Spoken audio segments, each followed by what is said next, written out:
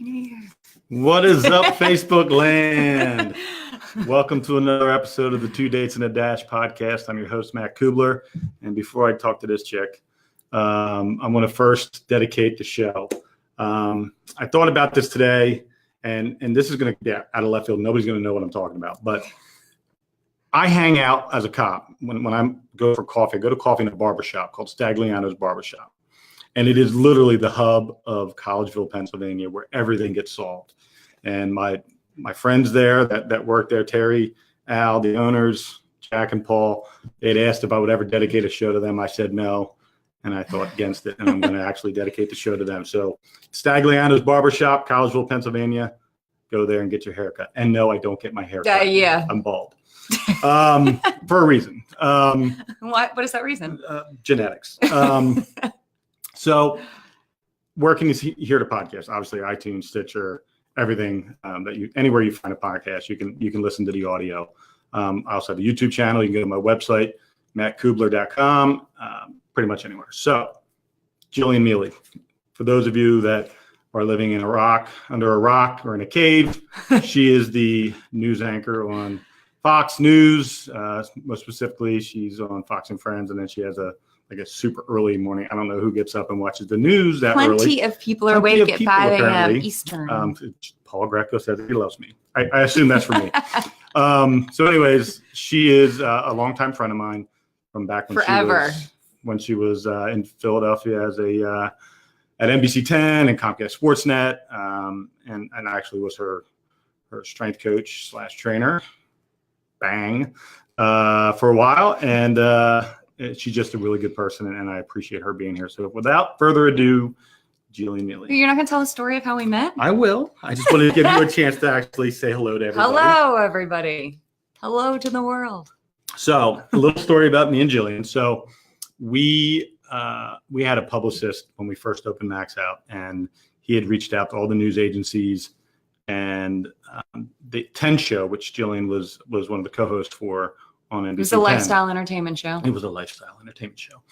She came out and did a feature story on Max Out, and I put her through some leg workout and stuff like that. Mm-hmm. And next thing you know, I invited her back to do a real workout, and she did, and she stayed. And and she was a really, really we had some really good workout conversations. I'll put it that way. Yes, that's true. She would negotiate out of the leg curl constantly. That was the bane of her existence. You would say 10 and I would say 8. And then, or I would say 5 and then you'd say 8. We'd settle somewhere in the middle normally. So we had a great time. She's always been one of my favorite clients, one of my very good friends. And I'm very blessed that you would take time out of – people don't understand. And we were talking about this before the show. What it takes to be Jillian Mele on Fox and Friends on a daily basis.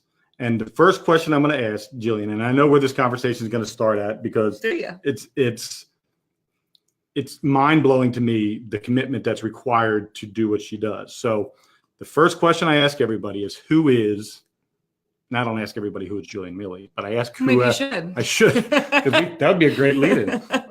Who is Jillian Mele? And because not everybody knows your background, everybody knows where you came from. Right. And I think it's important that people get a little context. Okay. So my background, my name is Jillian Mele. I'm 36 years old. I grew up in Glenside, Pennsylvania. I'm 36. I'm 36. Oh my God. I grew up in Glenside, Pennsylvania. I was a shy, quiet, lanky kid growing up. I had friends in the neighborhood, but I was never a popular kid at school. I was the quiet person, kind of doing my own thing. Even throughout high school, I was a very shy, quiet person. Now my teachers will tell you, I can't believe you went into broadcasting because you didn't say 4 words in my classroom. You had a lot stored up. I did, apparently. So I was always very quiet, always very shy. I'm a, rule follower, typically. I'm by the book. I don't like to get in trouble. I had a party at my parents' house once, which they know about. They do now. Wait, actually, I will get back on track in a second. But that party, I got really nervous mid-party, and I didn't want to get in trouble. So I called my neighbor over to kick everyone out. He was a big Italian man who was very, very kind, but very scary if you didn't know him. And I said, Dominic, can you come kick everyone out? I don't want to have a party anymore.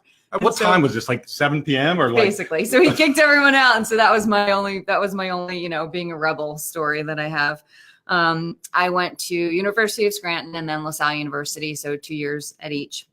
Had an internship at Comcast Sports Net while I was at LaSalle. And that's where my career began. I had no idea what I was going to do in life. Like, no idea. My teachers in college were like, you need an internship to graduate. And I was like, what am I going to do? And I was at a Flyers game one night with my dad, my brother, and my best friend, Laura. And I saw Sean Murphy. Do you remember Sean Murphy? I do. Yeah, he used to work for CBS 3 in Philly. He worked for Sportsnet too, and he was doing an arena hosting. Mm-hmm.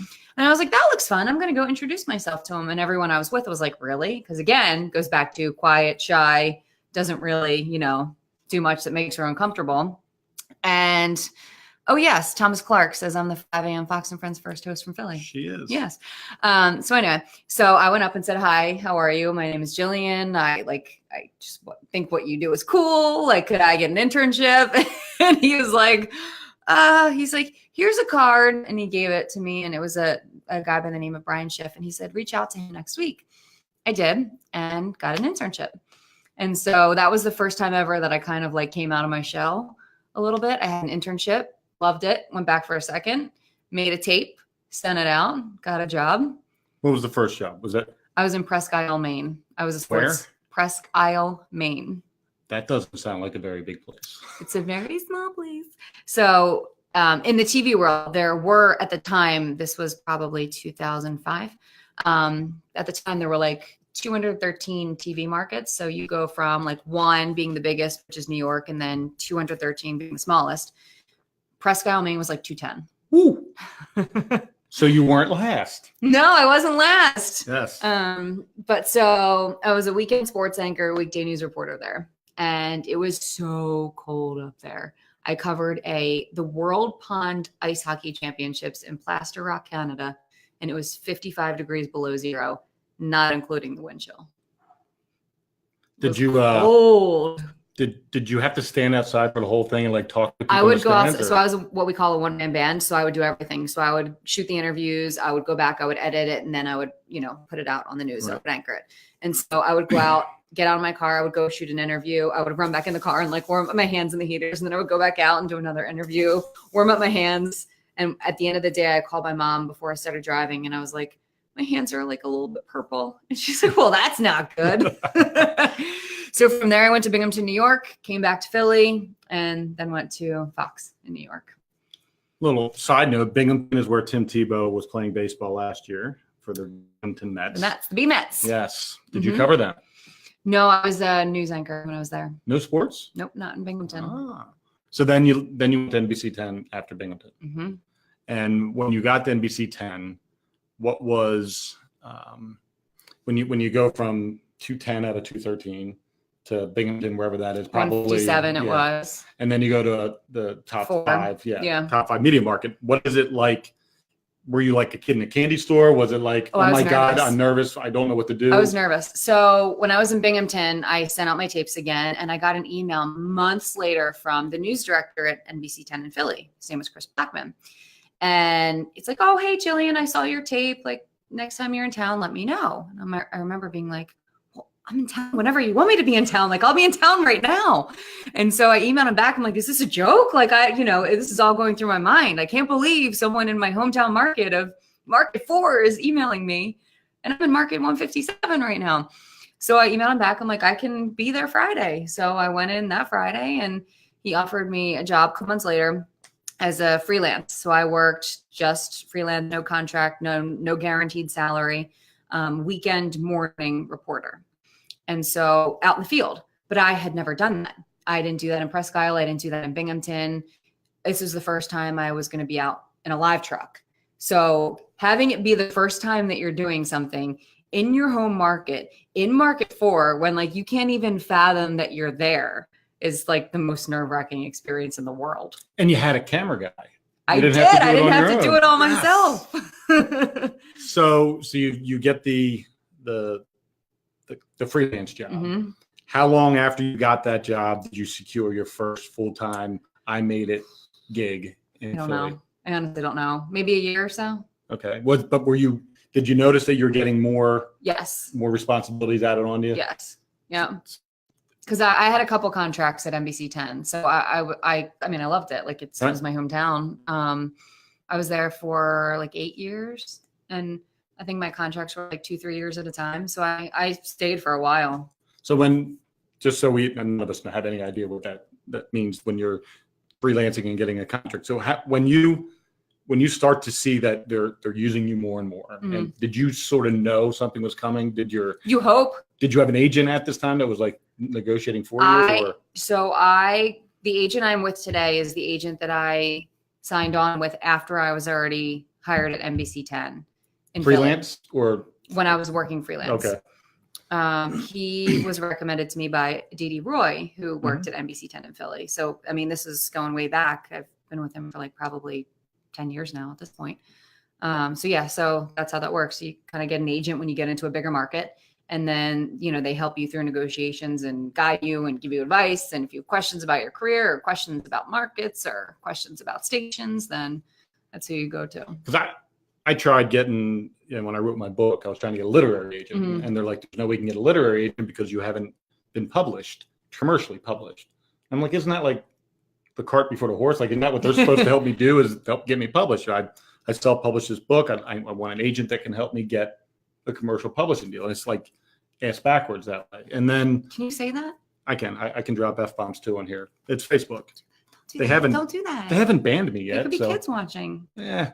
They kind of know who I am. I mean, if you have your kids watching, but you don't know. If I share this on my page, maybe my cousins will watch, and I won't say any F-bombs. Okay. Little mealy cousins. I won't. When I became a speaker, I was trying to get an agent to help me get speaking gigs. And there isn't really anybody that, like, there's agencies that are like online that help get you into speaking, but it's not. So having an agent in the news world, you couldn't get an agent coming out of Binghamton. I mean, or can you? Like, do you have to hit a certain level for an agent to go, yeah? It's different for everyone, honestly. Like, you judge it in your career. I got back to my hometown, so on your own. Right. So at that point, I didn't feel like it was necessary. By the way, can I share this now on my page? Sure. Whatever you want to do. We're going to do a quick share on. Look, look, there you go. I'm sharing it. There it is. So that way, whoever's on my page, then they can. Bingo. Hey. So you're now a full-time. We're going back to now. You're a full-time NBC 10 employee. Yes. What was your first gig? What was your responsibility when you became an NBC 10? Like, what was my first assignment? Yeah. My first live shot, my first time live on the air in my hometown, NBC 10 in Philly, was the AIDS Walk in October of 2007. Wow. I don't know the exact date in October, but it was 100% October, probably like end of October 2007. And did you nail it, or were you I like? think I was fine. Yeah. I think I was fine. All right. It wasn't like a flub or It was not a flub. Like you're sitting there waiting for them to talk to you. You have the thing, and you're looking down at your notes, and they're talking to you. No, but you can't there was not a flub. Okay. There was a flub that I remember that I reference oftentimes from my years at NBC 10. It was not in my first couple of months, but I was out one morning in the field. I was called in, so I wasn't supposed to work that day, and I got a call like midnight, 1 a.m, whatever. There was breaking news and they needed more people. So I came in to be on the air, and I was exhausted, had no sleep, and I was covering a shooting, and I was outside of Temple University Hospital. So it was, serious story. And Terry Ruggles, who was the morning anchor at the time, tossed out to me in the field, and he says, "Good morning, Jillian." And I say, "Good morning, Jillian."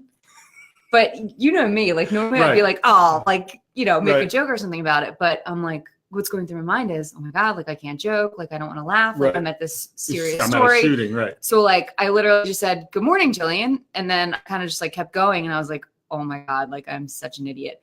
So I went back to work that day and my news director was like, that was hilarious. Let's go watch it again. Like, what was going through your mind when you said that? And I'm like, I don't know. I was tired. Now, have you ever had like I've had bad days as a cop. I've had bad days in every profession I've ever had that I'm just like, I hate my life. Like, I don't want to do this anymore. That I can't imagine. And this is from, even though I know you, looking at people on TV, you think that they have it all. Oh, like they think life is you think their life is amazing. Great. It is glamorous all the time. You have no worries. You make millions of dollars. Like you live in these grand, castles and whatever. Like we're just like regular people. Like we have all the same struggles as everyone else, like stress, finances, like car problems, like everything. But did you ever have a day at work where work was just like nothing was going right, or you had a mess up, or I don't know. Yeah, I mean, I'm very hard on myself. Right. So it's, in part my fault sometimes when you have a bad day at work and you are on TV. And so everybody else can see that you're having a bad day at work. So that, and that feels worse. So like you are harder on yourself then and take it out more. And like you get more and more frustrated. And there are some days where I just like come home and I'm like, I don't want to talk to anyone. I just talked for like 5 hours in a row this morning. And I didn't do a great job. And the other morning, actually, I even said on my Instagram page, I'm like, I'm having one of those mornings where like, I cannot speak a sentence. Like I must've stumbled like 4 times in an hour broadcast. And I'm like, girl, you can't do this. Like you gotta snap out of it. Right. Like what's going on? Like I wasn't tired, but you just have those days. Let me ask you this. So I own Max Out. And when I go to Max Out every day, people that are clients and even my employees expect Max Out Matt, right? There's this personality that's me, right? And I got to go in there and I got to be on. I got to be uplifting and positive, and I got to do all these things. And you're obviously very social media friendly and doing your behind the scenes posts on Instagram and on Facebook. Mm-hmm. Does it ever get exhausting? Yeah. Being that person because you're very open. I am more than a lot of people are. Yes. And you bring, and apparently your co-hosts are in on it anyways, because you force them to be in on it. Because you and Rob. Some of them love it. Some of them hate it. Right. Is it ever like, that people are expecting you to do a post, a live, or whatever? Do you ever get to the point where sometimes you're like, today's just not the day? Yeah. So like there have been a couple of times, like I'm sure people know from my social media, like I've had a lot going on. I've had a rough few months. I've had a lot going on. There have been a couple of times where like 3 days in a row, say as an example, I did it a couple weeks ago. I won't, post anything. I won't do an Instagram story in the morning. And I get messages from people like, are you okay? Are you feeling well? Is everything okay? What's going on? And I'm like, I just need a break. I just need a little break. That's all. I'll come back to you. Right. I love you just as much. I just need a little break. So yeah, I take some breaks. That's good, because I know how exhausting it is for me. And I can only imagine when I have like 373 followers and you have like 100,000. So it's a little bit of a larger focal point when you're having a day where you don't feel like doing that. Right. For me, it's not nearly as grand, but I think it's still, we're human. So yeah. Those. People always ask, like, why are you so open? Why do you, like share so much? And I just feel like I have my job because, not necessarily because of me. I mean, obviously it took work and talent a little bit to get there, but I am employed in doing what I do because of everyone else. Because if people aren't watching you, if people don't like you, if people don't want to see you, if people don't want to hear what you have to say, then you're kind of out of luck.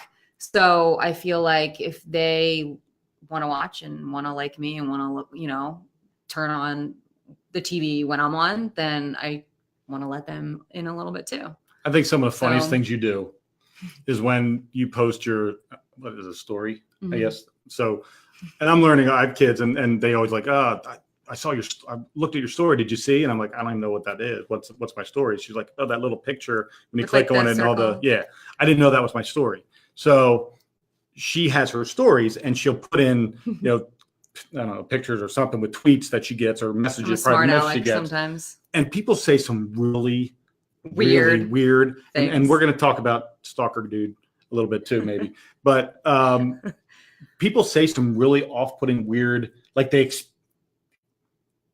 almost okay to ask you the most obscene, weird, disgusting, twisted stuff. Yeah.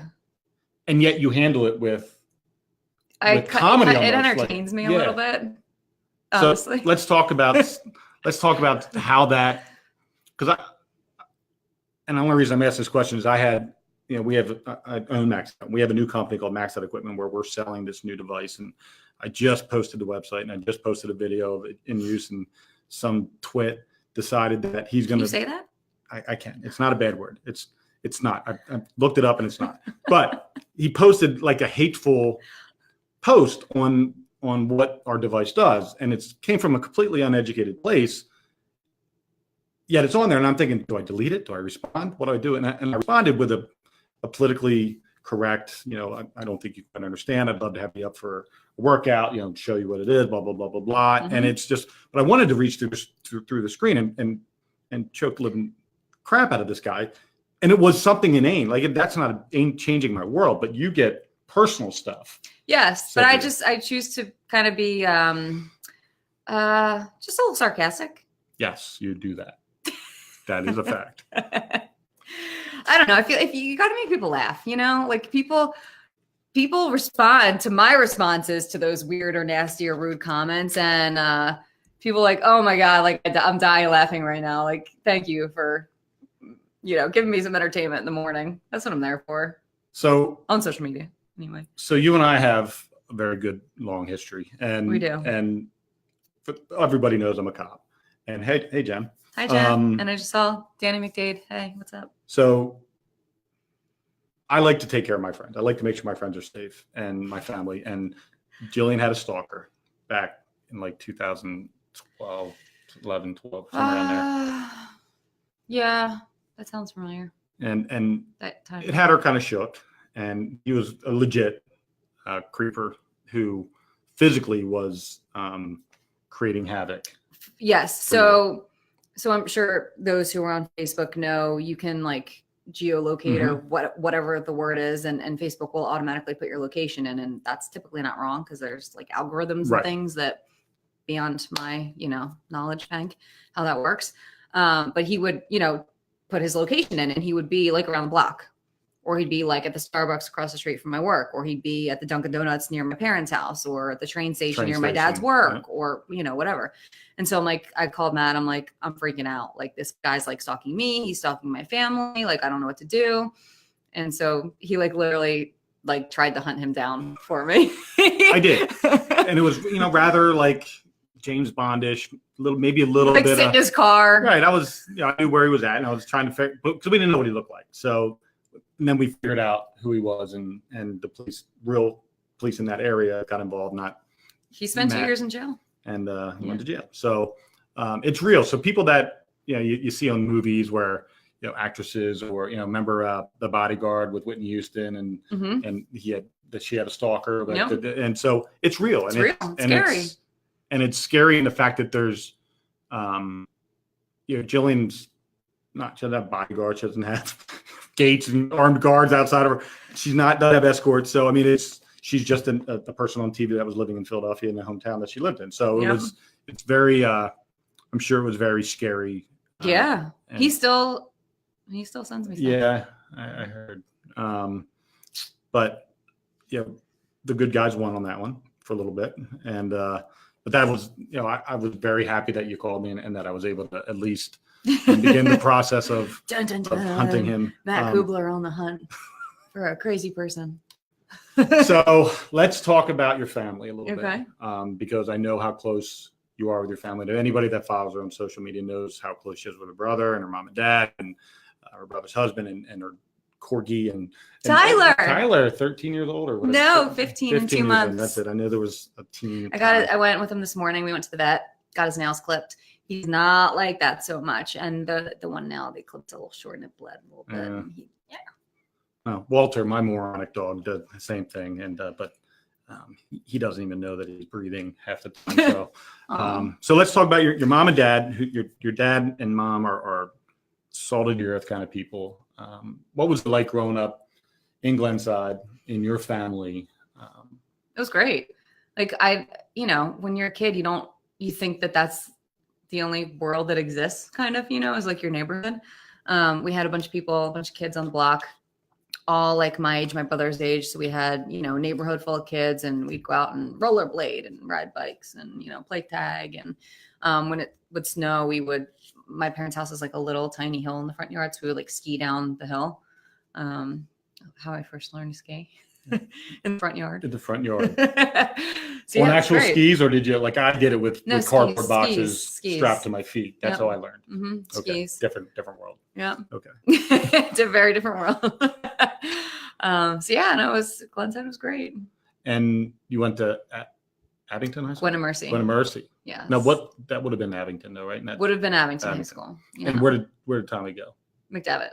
Ooh, all right. Yeah. So Gwen and Mercy is a private all girls school. Mm-hmm. Had to wear a uniform. What was that? Were you? Oh, hi from one Gwen girl to another. Hi, Sue. I know Sue. She's one of my wife's longtime friends. Oh, really?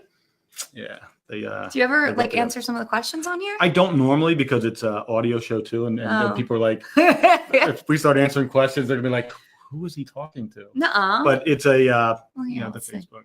I don't want to Jillian break it, but this is what I like to do this. So I do Facebook Live sometimes, and I know that. I like to So you're only reading the ones that are for you. You're bypassing all the ones that people are saying nice things about. Danny, thank you. The way I handle bullies is incredible. You know what? Whatever we were talking about, but can we talk about bullies for a second? Please. I hate it so much. Like, I just feel like we're in this world now where social media is great, obviously, for different things, but it saddens my heart so much when you hear like kids in middle school or in high school or even younger committing suicide because of bullies like that.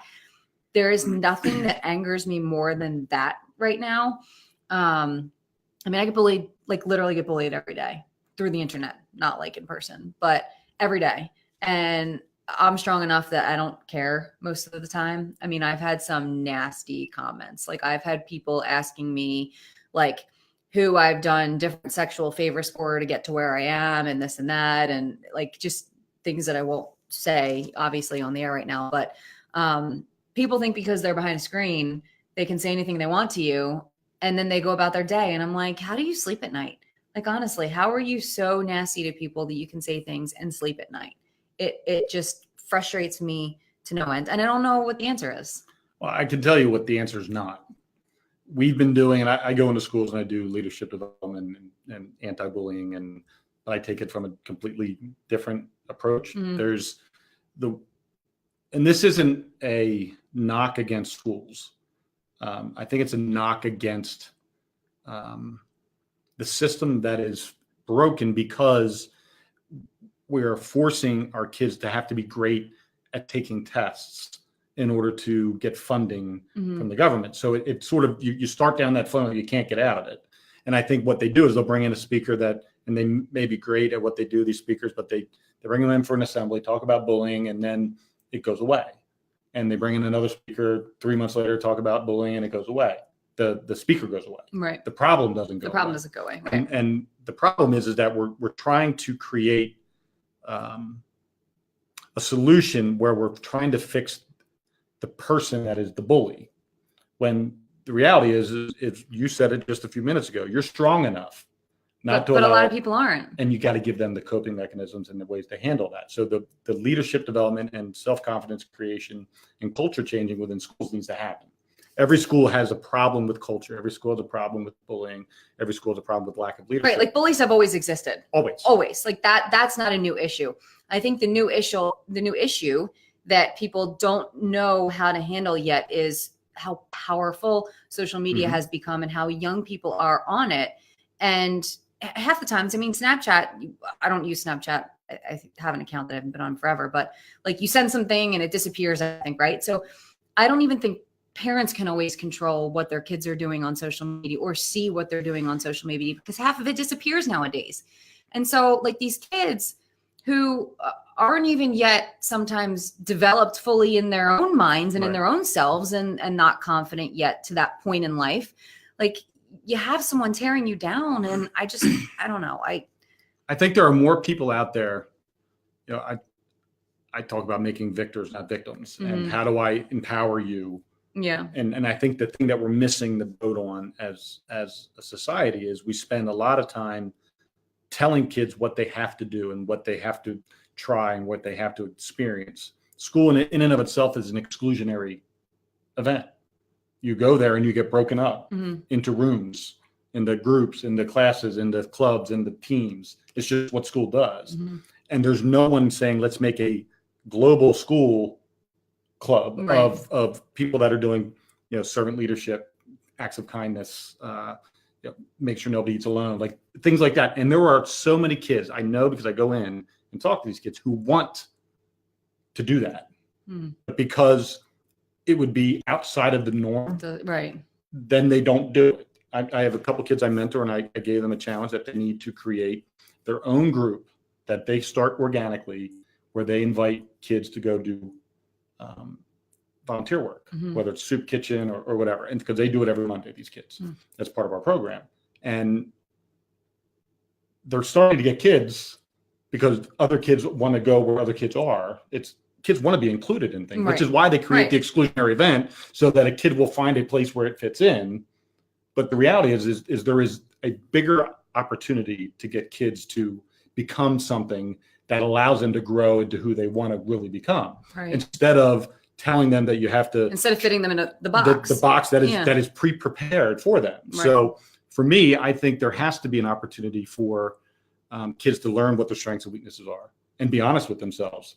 Oh, I suck at stuff.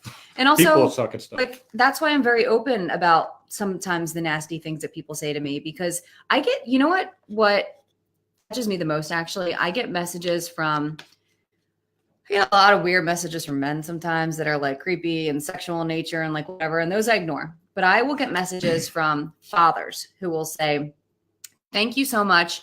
I'm showing this to my daughter because she's having a hard time in school. And I want her to know that, like, look at this person who is so successful, who's on TV, who you see on in our kitchen in the morning or whatever. She also gets bullied. Like, it's not just you. Like, you're not the only one. This is not going to be the end of your world. Like, you are going to get past this. And those messages to me mean so much. And I get them pretty frequently. And I think and I don't know the industry that you're in. I don't know. I mean, I know people locally in the industry, but I don't know network cable news where, you know, literally millions and millions and millions and millions of people watch.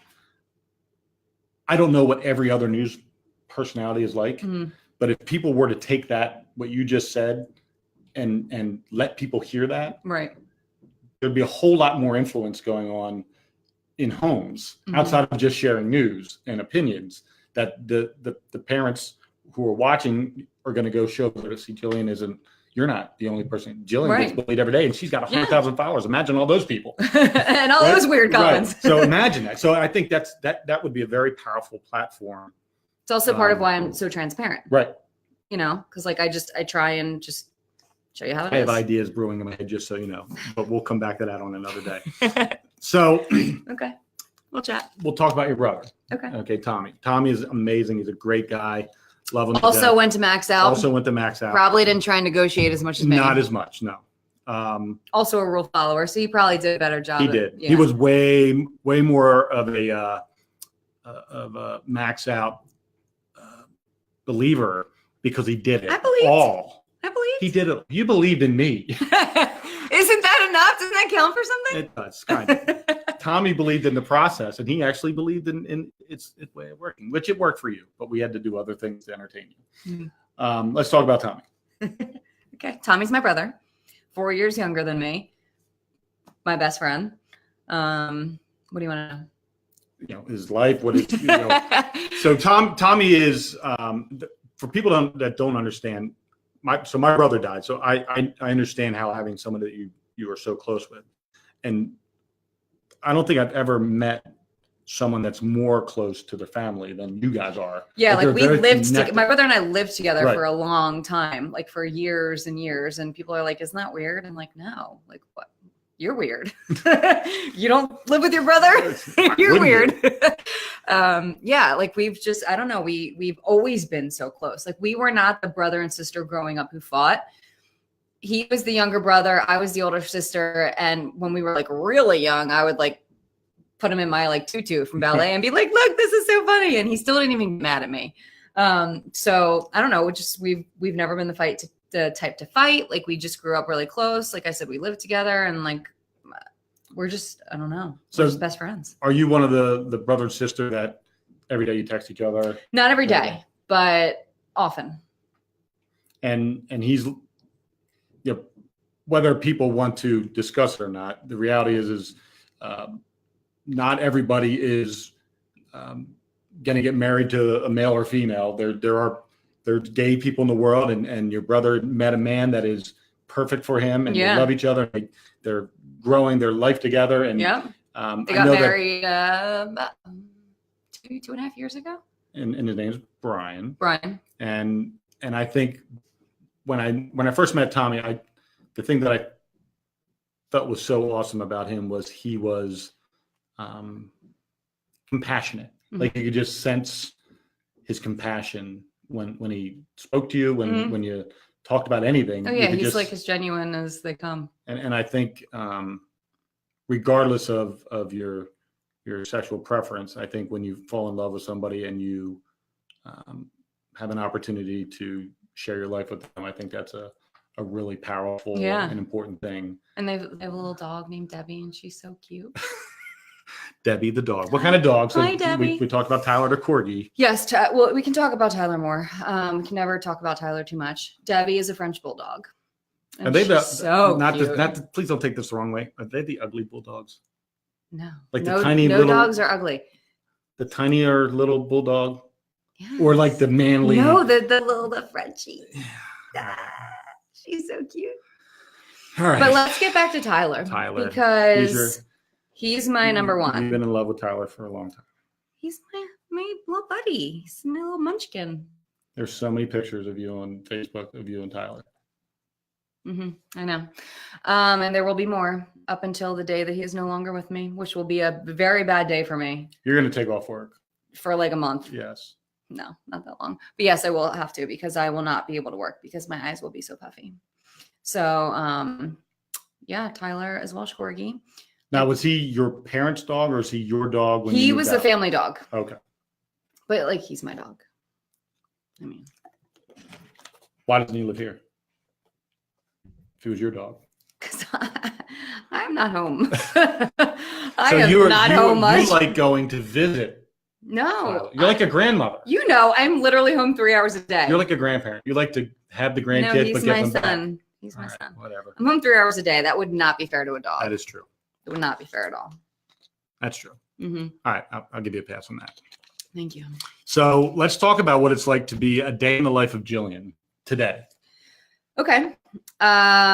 Because we're doing this on a Saturday for a reason. Let's just lead with that. Because I had no time. So I work in New York, and right now I commute from Philly every day. So I'm commuting 5 hours a day, and I work, so essentially I'm working like a 12, 13-hour day every day, essentially, even though I'm not like working that long, but the commute added with it. So I literally get home and I have like 3 hours until I have to go to bed. I go to bed at 4 p.m. and I wake up around midnight, and my life is very wild.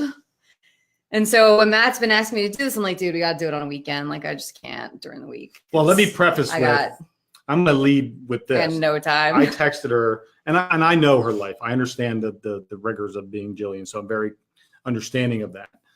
But every time I would text her, she would yell at me in text that I'm like the bearer. When I text, bad things happen. Yes, always. And that's not intentional. Always. It's just a reality. At first, I was feeling a little bit hurt by it. I'm not going to lie. Always. Like literally every time you text me, like I would get news of something else, and I'm like, man.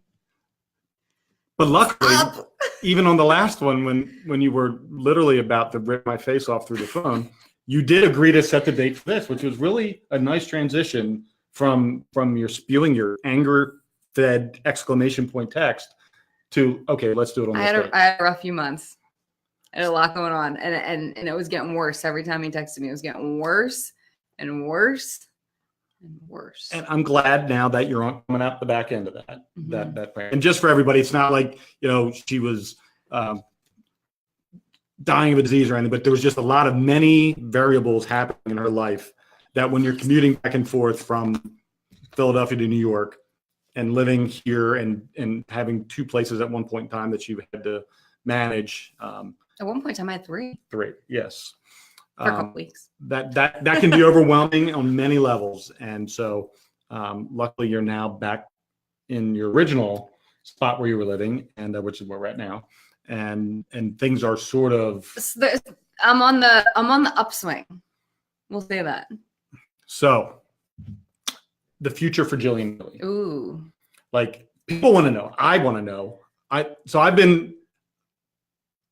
been aware of and met and debriefed a boyfriend or two, and back in the past over the years, yeah. Yes.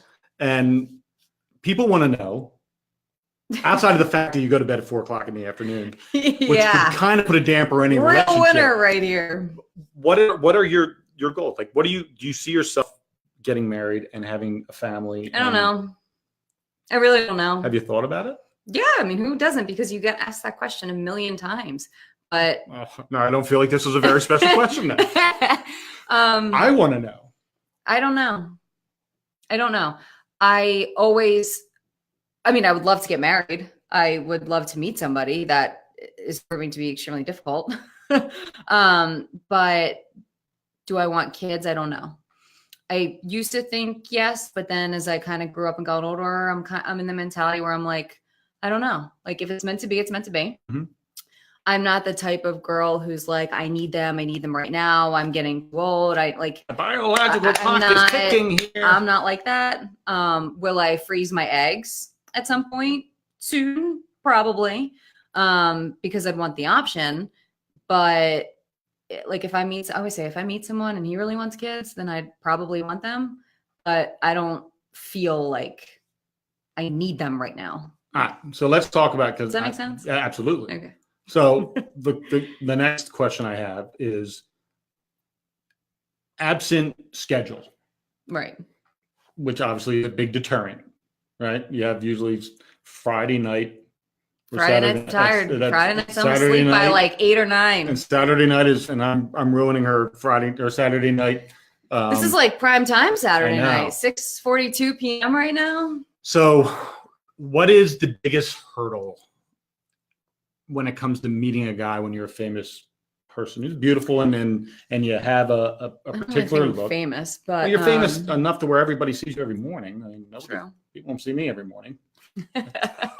I found out I have like 47 true people who download my podcast on iTunes. So I'm happy. I'm almost at 50. So let's get you to 50. That's it. Let's get me to 50. So what is the biggest hurdle being you when it comes to the romance side? You always wonder if someone like has an agenda. That's kind of always in the back of your mind. Like, the second somebody says to me, like, oh, I watch you, I'm like, oh, well, thank you, but then going through my mind, if we're talking about like dating, is, well, you probably already have a preconceived judgment of me. You probably already have an idea of what you think I'm like. You probably already have an idea of what you think my political views are. You probably, like, the list goes on within like 3 seconds in my brain. And that's proven to be true sometimes, proven to be not true other times. But so that makes it challenging. Now, do you trust your gut? Like, are you a person that's going through it? Well, that's never really done me well before. But do you get I'm blessed to have a gift of understanding human behavior and reading people and stuff like that. Do you find yourself getting better as you navigate through becoming? I've learned a lot. Yes. And what are the things that you look at when, not to give away secrets, but like when you meet a guy, I don't know if you. I haven't met a guy in a year and a half. Okay, we'll go back to a year and a half. So you meet a guy. Is it socially out where you would meet a guy, or is it something that they like in person? I'm saying like in person. Like, and it's been a year and a half. I haven't, maybe even longer than that. I've met someone out like in person who's come up and said hello, like, how are you? Well, you're intimidated. That doesn't happen. No, that doesn't happen though anymore. Like I'm not the only one. My friends talk about this all the time too. It's actually probably been longer than 1.5 years since I've met someone that way. That just does not happen in this world anymore. Like, and trust me, I'm not the only one. I think the problem is so many people say on Twitter, she's high maintenance. Thank you, Thomas. Thomas Clark. Thomas Clark, you know, so many people meet now on dating apps and stuff. Like people meet on Instagram. People meet on all these social media networks, but I guess, yeah. You know, I mean that takes some of it away. Like it's easy to just go on your phone and meet up with someone. It's harder to actually have the confidence to like go up to someone in a bar and be like, "Hi." So I never told my story with how I met my wife. So you never told it? I never, not on a podcast. Oh. So my wife is amazing. First of all, she's beautiful. Lauren is awesome. Yes. And I outkicked my coverage, still outkicking my coverage 24 years later. So I was at a bar called Reed's in Bluebell. And oh my God, I've been there. I know many people have. You told me this actually. I told you this. You told me this. So Tuesday before Thanksgiving, a buddy of mine wanted to go out to meet a girl. And so I went as like the wingman and I got hammered drunk. And I was dancing by myself. Phoebe and Brian. He loves to dance. If you don't know this, they know, right? I think so. And maybe there'll be a dancing clip somewhere. But the band was Phoebe and Brian. They were like a duo that played like, you know, whatever was out that 1994. And I'm dancing with 2 pitchers of beer. And Lauren is there with her friend who was meeting a guy. And Lauren was the wingman for her. So the guy, my buddy's girl never materialized. So he started hitting on Lauren. And I saw them talking and I'm just living it up on the dance floor.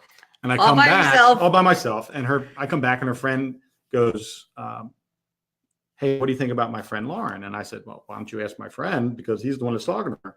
She's like, she's not interested in it, but she thinks you're goofy and cute. She did say cute. And I said, "Oh." So I went over and I handed her. Okay. There it is. I'm in. So I gave her my police business card. And on the back, I had my pager number because I didn't have a cell phone. Right. I had a bag phone. Those were the days. I had a bag phone in my car, my Jeep Wrangler that had no radio. And 3 days later, she paged me and I called her from the Sunoco. She waited 3 days. 3 days. Paged me and I met her at the Trap on that Friday night. Was that? Have I been at the Trap? Yep. Yeah. Yeah, we had one of our max out parties. Okay. Met her at the Trap, and I took a buddy of mine because I couldn't remember what she looked like because I knew she was blonde, and that's all I could remember. Like I couldn't put a face to her, and I'm like, dude, you got to come with me because if she's hot, we stay. If she's not, we roll. That's gonna be it. It's terrible. I know, but so we walk in the door, and when you walk in the Trap, the bar starts right there, and her back was to me, right, literally when you walk in the door, and she turned around. And she smiled like, "I think I know this guy." And I'm like, "I think that's her." So I turned around, I tapped him on the chest. I said, "We're staying." And that was it. So that was thank goodness. Yeah, I know, right? And so that was our, and I couldn't imagine. I don't know if I could be single today. No. I don't know if I could go and swipe right and then meet some person that I saw whatever they want me to see on the internet and then go there and try to navigate the nonsense and the BS. And I couldn't do that. No, I don't know how. I mean, I don't obviously. Right. So there's that. All right. So we're going to get out of this phase, but I just think it was a cute story. I want for you to have that. Like if I had to wish something for you, it would be something like that. I would love that. Right. But... So moving forward, obviously you're under contract with Fox, right? So at some point in time, there's going to be, everybody transitions, right? 10 years from now, whatever, everybody transitions. Is the news world a 30-year career like Jim Gardner in Philadelphia, or is this, do you have aspirations to go and do something else in the? No, like I love what I do. Yeah. I don't even know what else I would do. Honestly, I have no idea. Now, do you love, because I know you did sports, right? And I know how much of a sports junkie you are. Do you miss covering sports? I do, but at the same time, like we do sports every now and then on Fox. We have, like, if there's something big going on, we've been talking about March Madness this week. We had Nick Foles on the show Yeah, I bet that was after cool. the Super Bowl. So, I get my fill, Right. for sure. And you had Timmy up there. Yeah. Tebow came up. Definitely. He's been on a couple times, actually. I definitely get my fill. So what I like, and I didn't know that I would like this because at NBC 10, I was in news. Like, I was covering general assignment news. At Fox, I'm covering news, but it's obviously more heavily politically based. And I was never in politics before. So, when I was even interviewing at Fox, I was very honest. I was like, look, I haven't done politics. Like, this has not really been my wheelhouse. Like, I do news. And they're like, that's fine. Like, it's great. The show I anchor in the morning, the 5 a.m. is news, politically based news. The headlines I read in the morning are news, politically based news. But so I never expected to actually like politics as much as I do now that I'm in it, because I just hadn't done it before. Right. And so it's been a whole new challenge the last 2 years. It's been a whole new world. And now I look at things different. Like, I don't know, like issues in the world and issues in the country, and it's just things that I never really didn't care about before, but just didn't know about before. You weren't exposed to it. I wasn't exposed to it. And now I wonder why more people aren't, because you should be, like you should care more about that stuff and be aware about that stuff.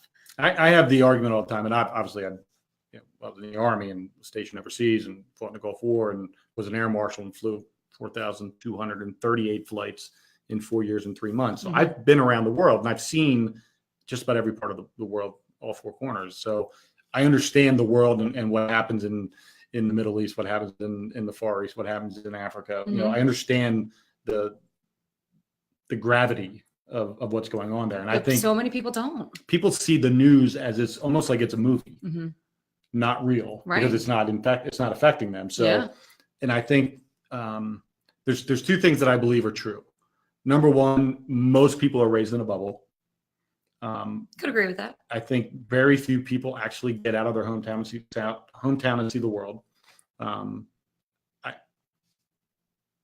think that is detrimental to maturity as far as understanding the world in which you're living in. I think if you're not, even there's people that haven't been out of their state, like, that's in their 30s and 40s, like, right.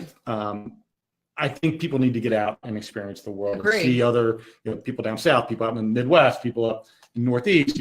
People need to know just in the United States. Right. And then if you get a chance to go to foreign countries. Oh yeah, totally. When Lauren and I, the couple times we were able to get away, we went to Aruba one time, and we didn't stay in the resorts. We stayed downtown, and we went to dinner every night in a restaurant downtown because I want to see Aruba. I don't want to see a resort that looks like every other resort and every other island that you're at. We go to Aruba every year. I could have told you some restaurants. I know that. So, but to me, you have to experience the world. You do. And a perfect example of the difference between what I do now and having done sports before is, it's not always fun to cover a lot of the things that are going on. Like, for instance, I was in Florida covering Hurricane Irma for Fox. They sent me to Las Vegas after the shooting to cover that. And it's not fun. It's hard, and it gets at you emotionally sometimes when, like, you're covering such heavy hearted stories and people die, like so many people died in Las Vegas. And like, I think back on covering that and I'm like, my goodness, like, these are stories that shape our future. They shape our history, because that's going to be in history books, and those are the things that matter. Like, covering sports is fun, and they matter to the fun part of your life, right. But these are things that affect people, Yep. Like, it's just a different world. And as a cop, people don't always understand. Like, I handled death differently than some people might. And, when my sister-in-law died, my wife's sister passed away from cancer. I had to, and it was a choice. It was a conscious choice that, she passed away in the home in Avalon, where the whole family was down. It was in the summer. It was intended to be that way. And I had to turn on my problem-solving cop mode, because there was logistically things that had to happen, right, that they don't know anything about, and they shouldn't know anything about. I don't want them to know what happens after you die. Like, there's things that you just don't need to know about. And I had to go into that mode and not grieve with my my family for a little bit. And people don't understand that. Like there's the world outside of your home. Things bad happen, things good happen. But you have to experience that. And I think, people that watch the news and just look at it as noise while they're drinking their coffee, eating their breakfast in the morning, and aren't necessarily thinking about the things that you're talking about. Right. I think they're doing a disservice to themselves, because at the end of the day, you don't know whether or not you're ever going to be in that situation. No, and if you don't. are, at least you know what could happen if you believe it in what's going to happen there. So there was a shooting recently in New Mm-hmm. Zealand, and that's something that's obviously been on the news a lot. And I never saw footage of a mass shooting, and that one was broadcast live on the internet. And I saw part of it. I mean, part of my job is you need to see things that you don't always want to see. And it,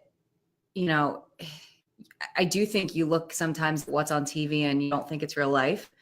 But having seen like the clips where the guy's driving, Mm-hmm. parts of it in his car and he's playing this music, and it was so disturbing to like it made it so real, right. These are people's lives. Like people, I don't know. It's hard. People think sometimes that we're not emotionally invested because we're just like on the news talking about things, but you realize that these are people's lives. Like people die every day, like in car accidents and shootings, and I'm affected by that. Some days I'm upset about some of that stuff. It gets to you sometimes. You're a human being.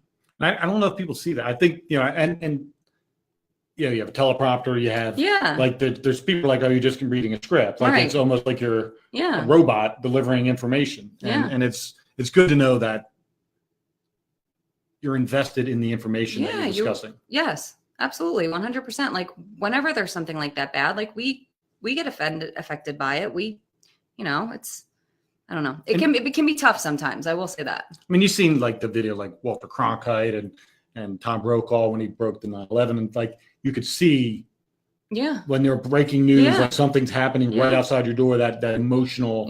And sometimes people think we're just like robots. Right.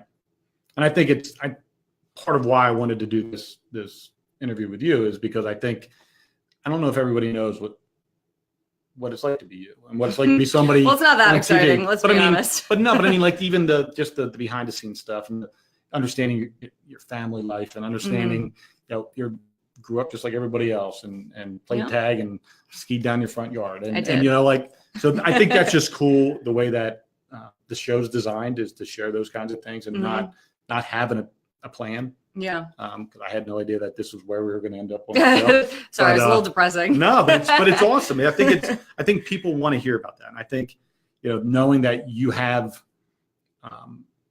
feelings about the stuff you're talking about, and that you're invested in your profession, and that it's not just getting hair and makeup done. Right. And sitting in front of the TV and then going to break and whatever. Like it's real. It's very real. And I think it's cool that people now understand that. I got a message from someone on Facebook the other day. I think it was yesterday. And he was going off. He's like, why didn't you say this about, I was hosting there was a debate between a Democrat and a Republican the other morning. And we were talking about, gun control and people get all, fired up on both sides. Why didn't you say this? And why didn't you blah? And I'm like, look, everyone doesn't feel the way you do. Like, that's not my job to feel the way you do or to say what you want me to say. My job is to be a journalist. My job is to be a news anchor and to be like, I'm going to be fair and I'm going to offer questions and, comments, and I'm going to let both sides give their reasoning, but I'm not an opinion host. Like people sometimes think we're all there to just give our opinion nowadays. And I'm like, I don't do that. Like, I don't tell people what I am politically. I don't think you need to know. I think I'm a journalist, and I think that you need to, listen to the people we have on the air who are from both sides and then make an opinion from that. So there's that's hard sometimes because people just, they want you to say how they feel. And I'm like, and I don't know how you all feel all the time. And I tell people all the time, I don't put my political stuff out. I used to, and I realized that was counterproductive to me and to my energy that I was putting into this after I put my opinion out there, that just a constant back and forth and trying to convince people. And I realized like, I'm not convincing anybody of anything. You're just frustrating yourself. Right. And so I stopped doing that. And I think if more people realized that whatever it is you were raised in, because I think how you were raised and where you were raised and the environment you were brought up in and the experiences you had all cultivate the opinions that you have later on in life. Yep. And we're all a conglomeration of experiences that sort of make up who we are and how we think. And I don't begrudge anybody for being Democrat or being Republican or independent or anything.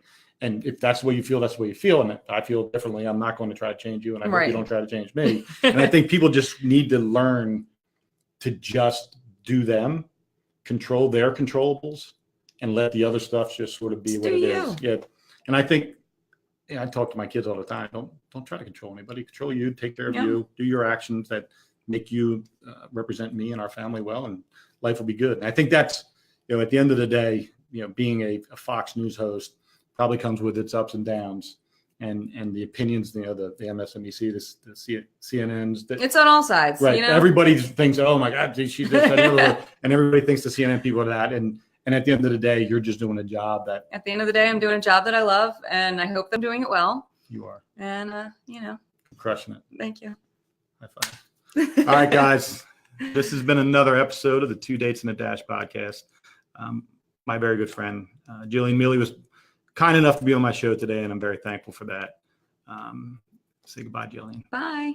Guys, go out, do great things, be kind to one another. Don't try to change people. Don't try to change people. All right. See you guys. God bless.